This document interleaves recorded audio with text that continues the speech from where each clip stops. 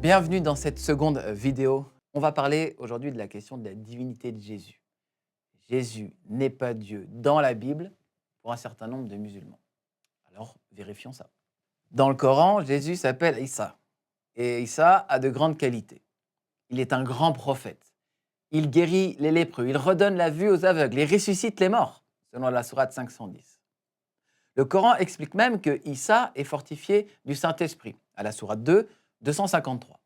Il est reconnu comme le Messie, selon la sourate 345. Il est un prophète envoyé aux enfants d'Israël.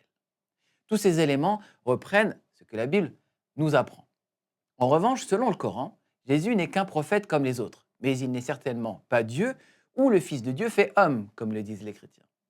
La sourate 5, verset 17 déclare « Certes, sont mécréants ceux qui disent Allah, c'est le Messie, fils de Marie ». L'islam insiste donc sur l'humanité de Issa et rejette sa divinité. Le Coran raconte qu'il est né de manière semblable à Adam, c'est-à-dire miraculeusement. Adam a été façonné d'argile, selon la sourate 359, et Issa, lui, est né miraculeusement puisque Dieu a soufflé dans le ventre de Marie, sourate 4, 171. C'est une manière de dire que Issa est un simple homme comme Adam, malgré les miracles qui ont été à l'origine de leur naissance respective. Selon la sourate 575, Issa n'était qu'un prophète. Et selon la sourate 4, 171, il est seulement un envoyé de Dieu. Le message est clair. Le Messie n'était qu'un serviteur. Lui et sa mère sont de simples créatures. Et Jésus nie lui-même avoir demandé être pris comme une divinité. Dans le Coran, Issa n'est pas omniscient, il ne connaît pas la pensée de Dieu, alors que Dieu connaît les pensées de Issa. Sourate 516. Au final, Issa, comme tout homme, est sujet à la mort et il est soumis à la toute-puissance de Dieu, de telle sorte qu'associer Issa à Dieu devient un blasphème. À ce titre, le Coran dit que les chrétiens disent « Christ est le Fils d'Allah », telle est leur parole provenant de leur bouche. Ils imitent le dire des mécréants avant eux, qu'Allah les anéantisse. Comment s'écartent-ils de la vérité ? Coran 9.30. En islam, dire que Jésus est fils de Dieu est très grave. Cela revient à associer une personne à Dieu. C'est un péché qui est appelé le shirk, ou associationnisme. Il écrit dans le Coran, parmi les hommes, il en est qui prennent en dehors d'Allah des égaux à lui, en les aimant comme on aime Allah. Or, les croyants sont les plus ardents en l'amour d'Allah. Quand les injustes verront le châtiment, ils sauront que la force tout entière est à Allah et que Allah est dur en châtiment. Prendre en dehors d'Allah des égaux à lui, en les aimant comme on aime Allah, voilà ce que le Coran reproche aux chrétiens. Et le Coran ne se concentre pas seulement sur Jésus pour faire ce reproche. Il est écrit « Ils ont pris leurs rabbins et leurs moines, ainsi que le Christ, fils de Marie, comme Seigneur en dehors d'Allah, alors qu'on ne leur a commandé que d'adorer un Dieu unique. Pas de divinité à part lui, gloire à lui. Il est au-dessus de ceux qui lui associent. » Voilà donc le nœud du problème. Les musulmans pensent que les chrétiens ont divinisé un simple homme. Les savants musulmans, habitués à débattre avec les chrétiens, affirment d'ailleurs que la Bible elle-même ne dit jamais que Jésus est Dieu et que ceci est une invention plus tardive, validée notamment au Concile de Nicée en 325. J'aimerais donc répondre à 3 questions. Premièrement, la Bible affirme-t-elle réellement la divinité de Jésus ? Deuxièmement, les chrétiens ont-ils divinisé un homme en l'associant à Dieu ? Troisièmement, le Coran dit que Jésus est un simple homme, mais fournit-il les indices de sa divinité malgré tout ? Alors, pour la première question, la Bible affirme-t-elle la divinité de Jésus ? La réponse est oui. Et il y a 4 catégories de preuves bibliques de la divinité de Jésus. La première grande preuve, ce sont les noms divins attribués à Jésus. Il est appelé Dieu, comme en Jean 20, 28 ou en Philippiens 2, versets 5 et 6. Il est appelé Fils de Dieu, comme en Hébreux 1, 2 ou en Jean 5, 17 à 18. Il est appelé Seigneur, comme en 1 Corinthiens 8, 6, où par exemple il est écrit « Le Seigneur Jésus-Christ, par qui sont toutes choses et par qui nous sommes ». Il est appelé « Je suis », qui est la transcription du nom Yahvé, qui est le nom de Dieu dans l'Ancien Testament. Jésus, en effet, dit « Avant qu'Abraham fût, je suis », montrant à la fois qu'il existait Abraham, soit 2000 ans avant sa venue sur terre, et montrant que le nom « Je suis », Yahvé, lui convient parfaitement. Deuxièmement, Jésus opère des œuvres divines. Par exemple, il se ressuscite lui-même, selon Jean 2, 19, et ressuscitera tous les morts à la fin des temps, selon Jean 5, 25. Par lui ont été faits le ciel et la terre, dans Hébreux 1, 3 par exemple, ou dans Jean 1, verset 10. Il pardonne les péchés, en Marc 2, 5 à 19. Il envoie les anges, dans l'Apocalypse, chapitre 22, verset 6. Il opère la rédemption des hommes, Romains 3, 23. Il envoie le Saint-Esprit de Dieu, en Jean 15, 26. Il sera le souverain juge au jugement dernier, 2 Corinthiens 5, 10. Toutes ces œuvres sont réservées à Allah dans le Coran, mais elles sont attribuées à Jésus dans la Bible. Par ailleurs, de nombreux noms et attributs sont donnés à Allah dans le Coran, et il est remarquable de noter que les mêmes noms sont attribués à Jésus dans la Bible des siècles avant. Jésus dit par exemple « Je suis l'alpha et l'oméga » dans Apocalypse 22, 13.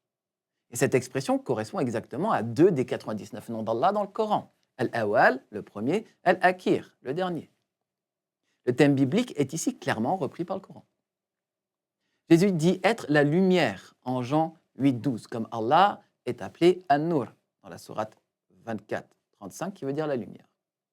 Jésus dit « Je suis la résurrection et la vie » dans Jean 11, 25, alors que le Coran dit que Allah est Al-Bayt, c'est lui qui ressuscite. Jésus déclare « Je suis la vie » en Jean 14, 6, et encore qu'il donne la vie à qui il veut en Jean 5, 21. Alors que le Coran, lui, dit que Allah est Al-Muhyi, c'est lui qui donne la vie. Jésus dit « Je suis la vérité » en Jean 14, 6, alors que le Coran dit qu'Allah est Al-Haq, le vrai. Je pourrais dresser une liste complète de ce type de correspondance entre Allah et Jésus. Comment dénier la divinité de Jésus si les attributs divins d'Allah lui sont attribués? De plus, Jésus reçoit dans la Bible l'adoration des hommes, de ses apôtres, des anges et de toutes les créatures dans le ciel, sur la terre et dans de nombreux versets. Seul Dieu mérite une telle adoration. Il n'y a donc aucun doute que Jésus est Dieu dans la Bible. Pour ce qui est de la deuxième question, les chrétiens ont-ils divinisé un homme en l'associant à Dieu? Il nous faut revenir sur ce que dit le Coran à propos de l'associationnisme. Parmi les hommes, il en est qui prennent en dehors d'Allah des égaux à lui en les aimant comme on aime Allah. Coran 2, verset 165. Les mots « en dehors d'Allah » sont très importants à souligner dans ce verset. Nous autres chrétiens, sommes-nous d'accord avec ça? Rien ni personne ne doit être adoré en dehors d'Allah. Oui, nous sommes d'accord. C'est effectivement un grand péché d'adorer Dieu et un associé. Mais en réalité, ce n'est pas ce que font les chrétiens lorsqu'ils adorent Jésus, car Jésus n'est pas en dehors de Dieu. Au contraire, la Bible dit que Jésus est le Verbe de Dieu. En Jean chapitre 1, elle dit « Au commencement était la parole, et la parole était avec Dieu, et la parole était Dieu. » Jésus, qui est la parole de Dieu, était donc lui-même depuis toujours. Ce chapitre dit que Jésus est le Fils qui est dans le sein du Père. Il n'est donc pas en dehors de Dieu, mais en Dieu.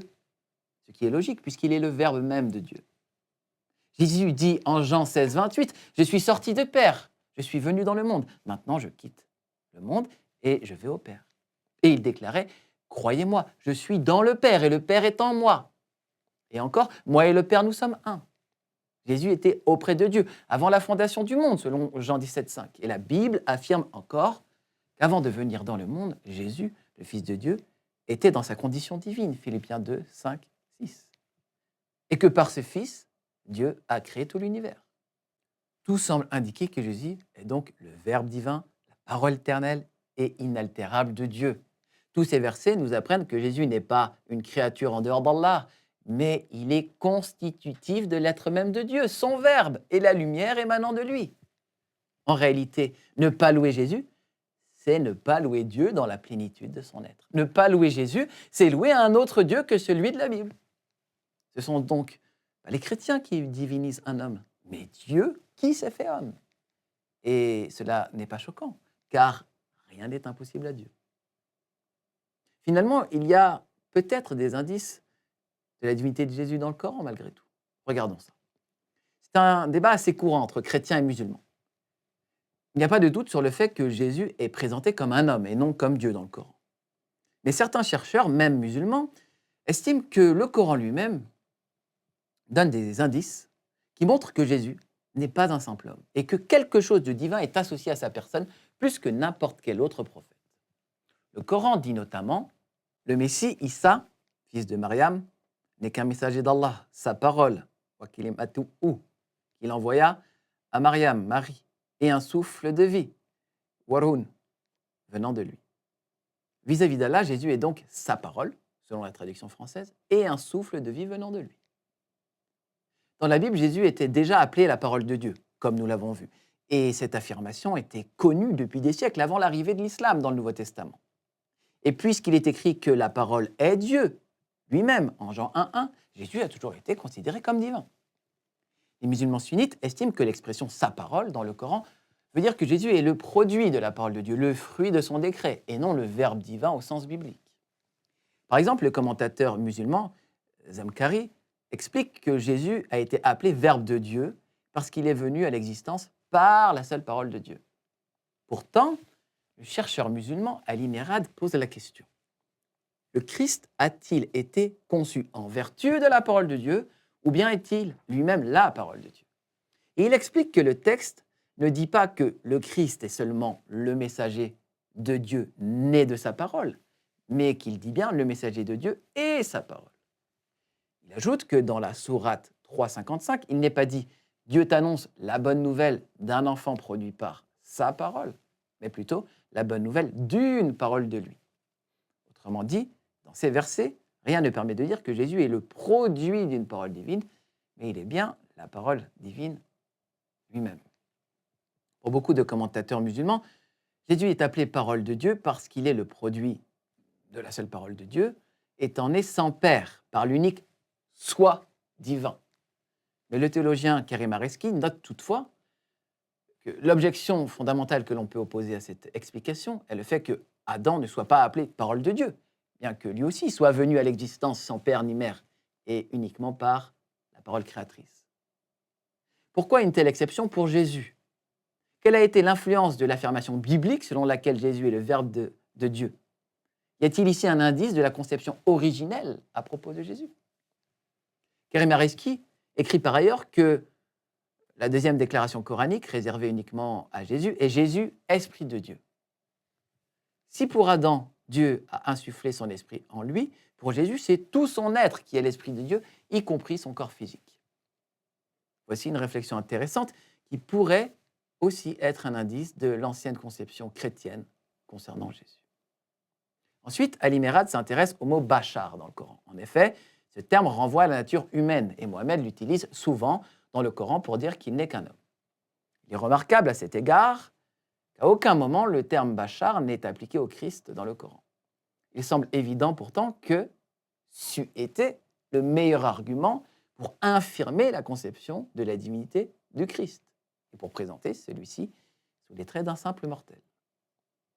Finalement, dans le Coran, Allah dit à propos de Jésus « Tu fabriquais de l'argile comme une forme d'oiseau, par ma permission, puis tu soufflais dedans.